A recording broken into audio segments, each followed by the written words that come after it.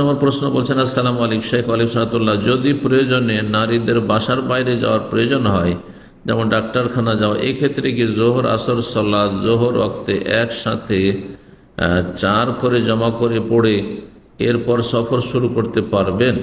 কসর না করে শুধু জমা করতে পারবে? কারণ বাইরে নারীদের সালাত আদায় করা একটু কঠিন হয়ে যায়। যদি দেখা যায় যে বাইরে সালাত আদায় করা খুব কঠিন, তাহলে জমা করা যেতে পারে সফর ছাড়াও বিশেষ সংকটের পরিস্থিতিতে জমা করা যেতে পারে। ভয়ভীতির সময় জমা করা যেতে পারে, ঝড় বৃষ্টির সময় জমা করা যেতে পারে, অসুস্থতা প্রচণ্ড ক্লান্তির সময় জমা করা যেতে পারে, এগুলির সুযোগ রয়েছে।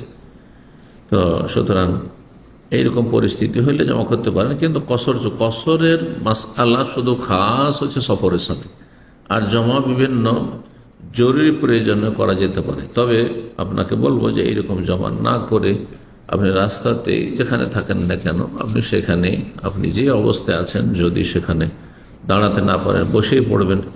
কেবলামুখী না হইতে পারেন তো যে অবস্থায় হয় ওই অবস্থায় পড়ে নেবেন।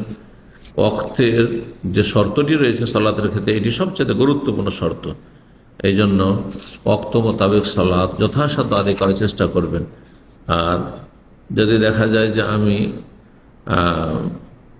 জোহরের সময় পার হয়ে চলে যাবে আমি বাইরে গেলে, কিন্তু আসরের শেষ সময় পর্যন্ত আমি সময় পেয়ে যাব ঠিকভাবে সালাত আদায় করার, তাহলে আসর সাথে জোহর জমা করাটি তখন বেশি উত্তম হবে এইভাবে জোহরের সময় জমা করার চাইতে আপনার নিজের বাড়িতে। জি, সফরে যদি যান তাহলে। আল্লাহ তাআলা আলাম।